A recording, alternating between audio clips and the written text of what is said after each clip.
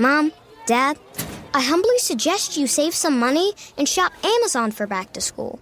It's for my growth, meaning my body's growing at an alarming rate. And clothes you buy me this year will be very small very soon. Plus, the clothes I love today will be out of style tomorrow. But at least your wallet doesn't have to be my fashion victim if you shop low prices for school at Amazon. Hopefully this is helpful. Amazon. Spend less, smile more.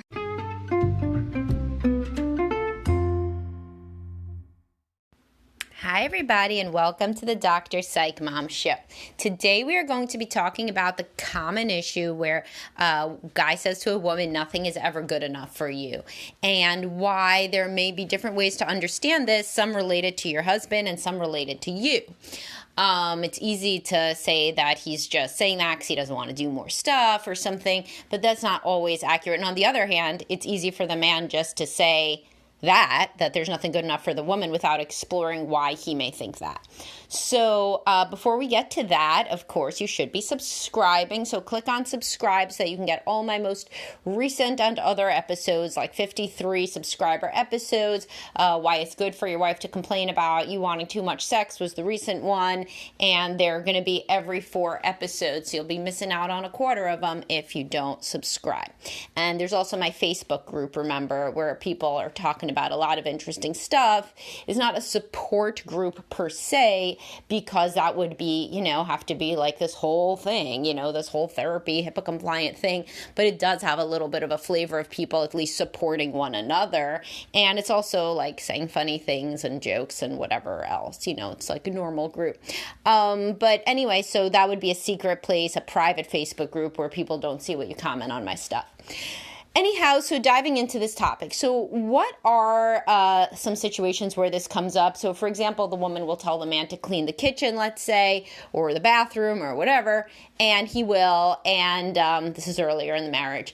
And she comes in and she's like, oh, or something like that. And then she cleans it herself and he's aware that she's cleaning it, smells like bleach the next day or something, And so like if this stuff happens enough over time, then the man will be like, what am I wasting my time for? So it would be like if my boss told me to do something, I did it. And then like the guy who works down the hall did it again. What's the point of me doing it? In that regard, that it would be that the boss is some sort of a lunatic and you just have to do this for the boss. But at home, in order to not lose your job, even though your work isn't actually ever going to be the one that hits criteria for good enough, and this other dude is going to be doing it.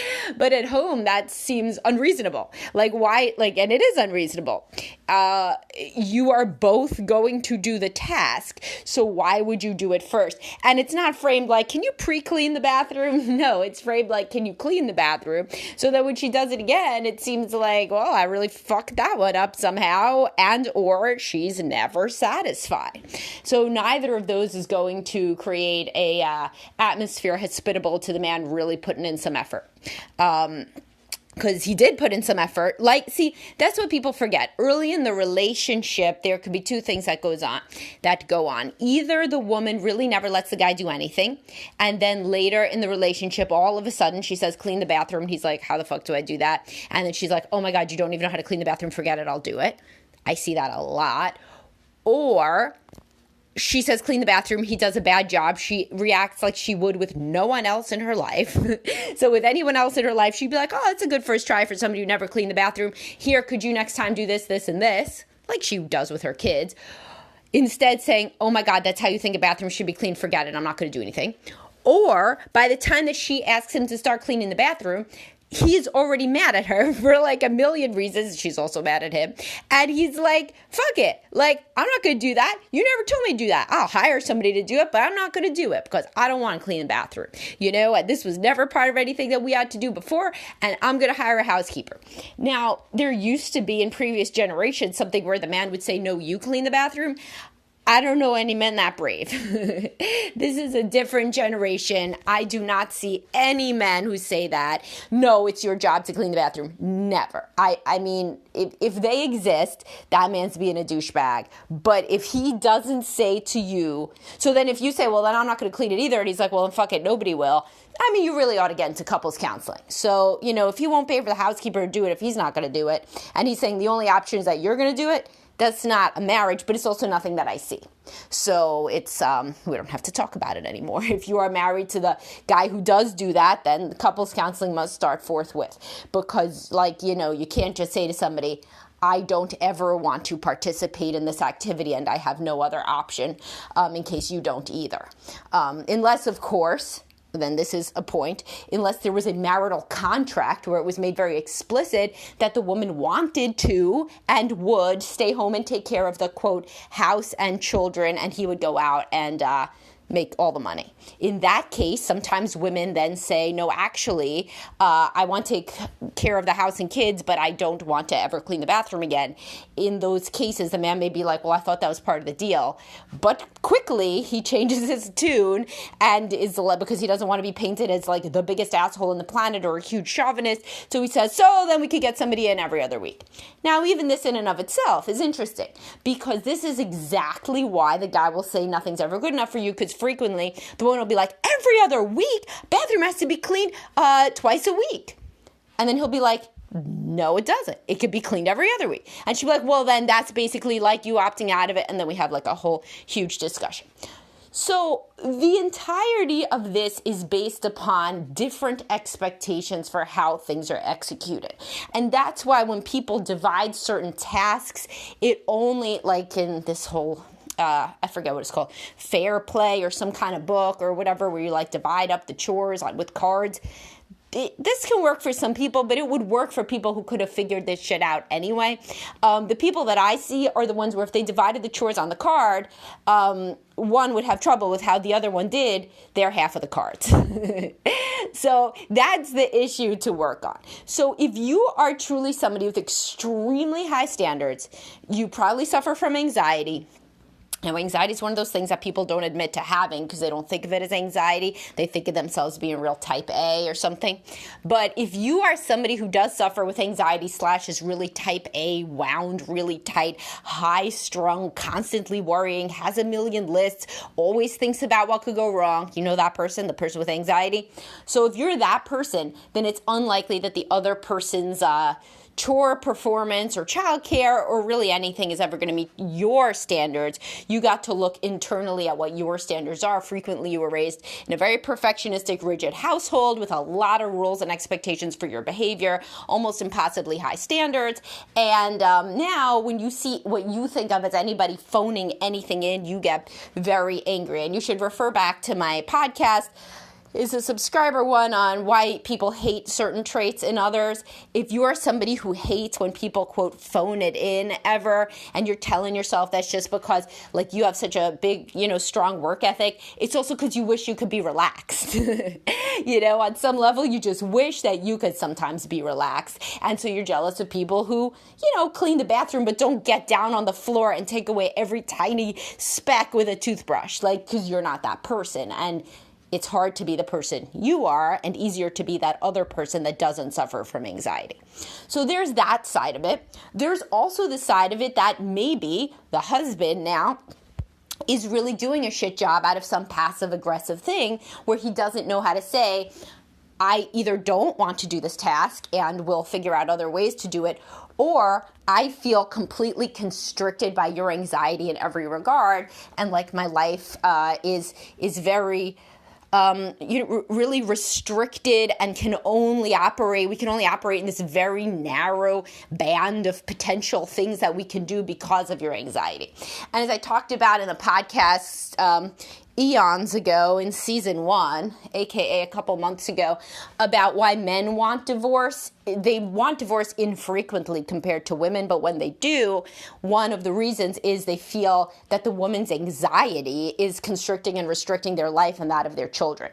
So if you are somebody who has like 25,000 lists and rules and bullet points in your head or written out about the ways that certain things should be done, some men don't have the balls to call you out on this because they don't want to destroy the rest of the night / the rest of their life. So they will, and this is not good, instead do passive aggressive sort of things like do an actually bad job, not what they think is a good job, which if they think it's a good job, if they're like, hey, look, I cleaned the bathroom, you like it? And it looks in your mind like shit, that person actually tried to clean the bathroom well. So say, yeah, it looks good, except like, next time, like, you also have to do the shower. That's part of the bathroom. And there's things like this where people have never done anything. They have no fucking idea what to do. So they think that means, Windex the floor. Oh, look, I cleaned the bathroom. But you have to be like, oh, actually the shower's part of the bathroom. Here's how we do that. The same as you would with your kids, But like instead, like some people will, there are people that do this. You'll know if you do this, if you're a husband listening to this, that passive aggressively do a bad job because they're like, my whole fucking life isn't going to be about this. I bust my ass all week. What is she even doing? And all she's doing running around like a chicken without a head, making up shit for herself to do. And now she wants me to be on my knees, scrubbing the toilet. That's not what I'm going to do. So I'm going to do a shit job. They don't usually articulate it that clearly, but the tone is there. And with a tiny bit of introspection, you can become aware if you are really, being very passive aggressive in this regard. And if you are, what that means is you should immediately stop. It doesn't mean that then you have to do an awesome job at the bathroom. It means that you're being disingenuous. Your resentment towards your wife is mounting. It's likely that you will explode at some point when she tells you some other thing to do. And or it's likely that in your mind you're forming an escape plan for getting out of the marriage. So none of this should just go by the wayside and get pushed under the rug. Instead, you need to have an open discussion with your wife. Hey, I feel really constricted by all the rules and regulations and standards, infinitely high standards for housework, childcare, etc. I feel like I am not getting a minute to relax, honestly, and I want to go to a couples counselor and discuss how we could divide this better. Like, yeah, you may be right that I tend toward being lazy. I think you tend toward being anxious, so there must be some middle ground. That's called being open. That's being like a true partner and an adult. What is not being a true partner and adult is cleaning the bathroom, grumbling about it, leaving literally like mounds of dirt on the floor, and then being like, I thought I did it. I guess nothing's ever good enough for you. That is not being a good partner. So don't be that person. So next, what are some other reasons that your husband may say this?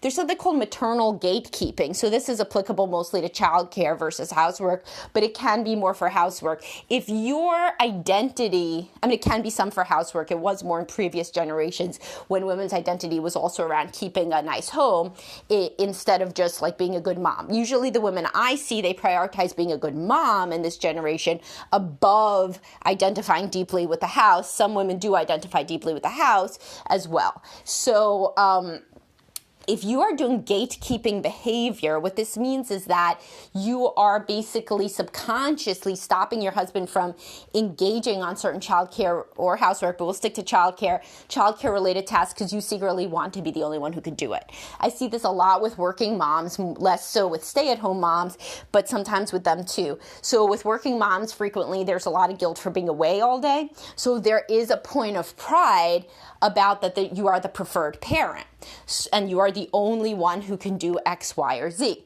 So if you're like a man and you think that women are like totally 100% unambivalent about wanting you to help with the kids, I don't see that. There may be some women that are.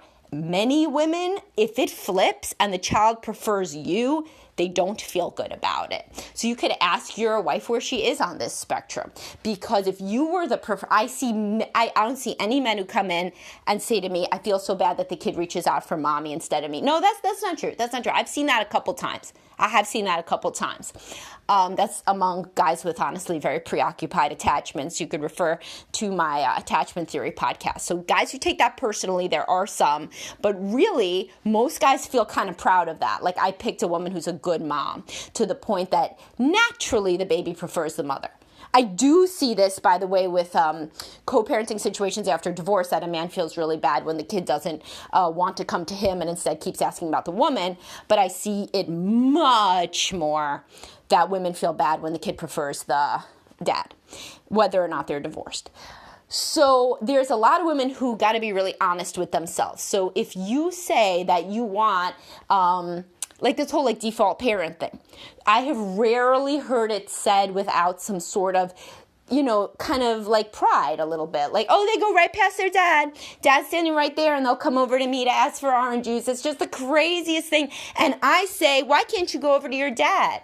But when they're telling this story, this isn't so what I did was I left the house and I went out on my own, for the day. I really had a great day, went to the mall, did some shopping. And when they come to me, I say, no, from now on, Dad's going to be the only one to get you some orange juice. Never do I hear that. Never. Why? Because they don't want to do that. Because there's something about the kid going to you that people like. There are women who are not the default parent, and it's because they do what I'm saying. They have a much more egalitarian split. So they are much more likely to lock the bathroom door when they're taking a shower. Guess what? Kids aren't stupid. They go back down to dad, And they're much more likely to leave the house. They're much more likely to schedule their gym time when the kids are awake. And kids will then go to the dad. Of course they will. But if you're in a situation where your husband is saying nothing's ever good enough for you with the childcare, and you feel like the default parent, it's likely that there's some subconscious desire to do this maternal gatekeeping, which means you keep the gate closed and you only allow certain behaviors to pass muster. You are the one who determines when and how childcare can be done and if it's good enough. So you may be doing this because subconsciously, for whatever reasons, maybe you saw a mother who did everything, quote unquote, in the house yourself. Maybe you feel bad about working or about having another baby that you pay attention to or whatever. Maybe you are making the child care.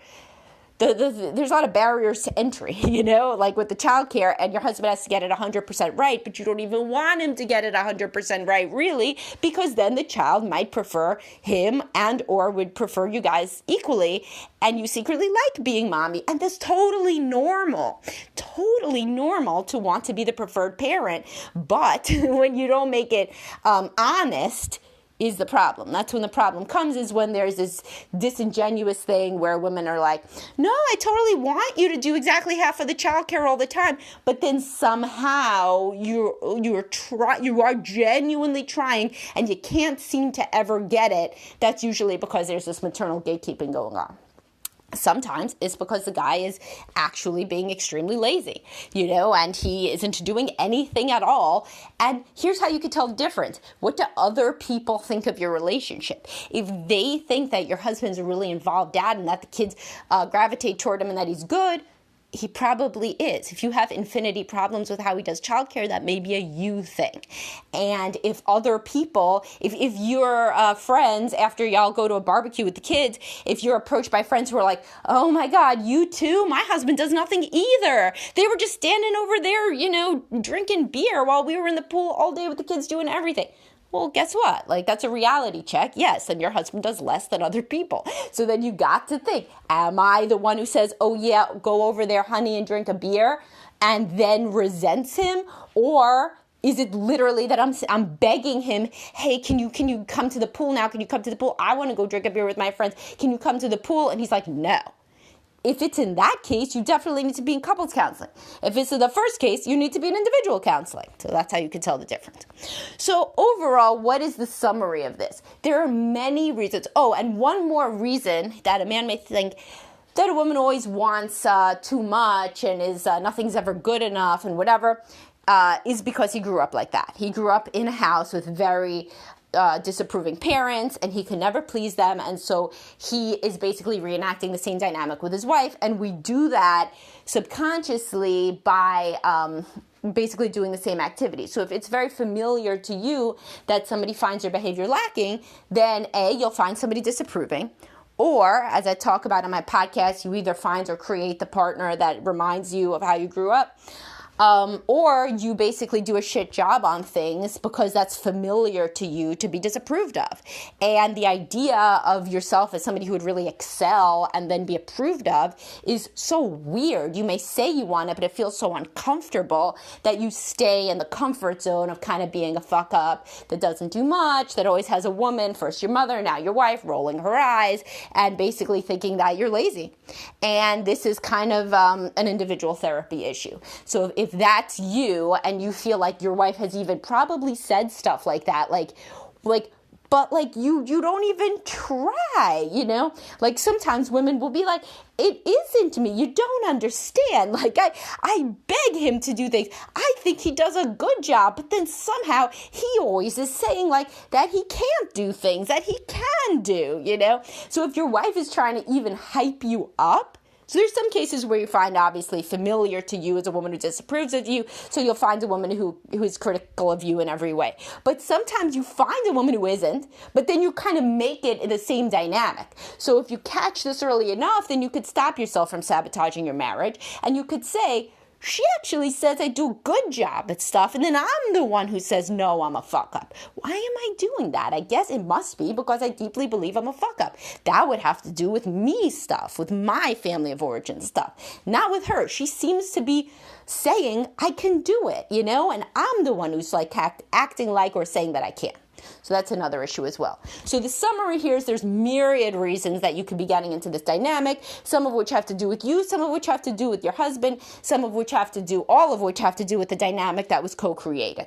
So the first step is to think about this dynamic more objectively with all the different reasons that I outlined on both sides for why this may be going so poorly and why one or both of you frequently feels that there are no options. When people feel that there are no options for ways to make the relationship better, then they get very hopeless and stuck, and that usually erodes the foundation of the marriage. What I'm trying to do is to give you options for ways to say, if we intervene at the level of some of these dysfunctional thoughts or behaviors, or even have a different frame, which takes into context our larger life experiences, particularly growing up, then we can interact differently. We do have hope for the future of this marriage. It can transform into something more functional. And of course, what helps with that? Couples counseling. And what helps with the individual family level stuff? Individual counseling. If you ever need counseling, you should reach out. I have a group practice with people licensed in many states, so you'll never know and people are reaching out, so that's great. And frequently I have somebody that can work for you. Not can work for you, can work with you. For me. They work for me with you. All right, so that is a wrap on that. Please do subscribe if you got anything out of this, and I'll talk to everybody soon.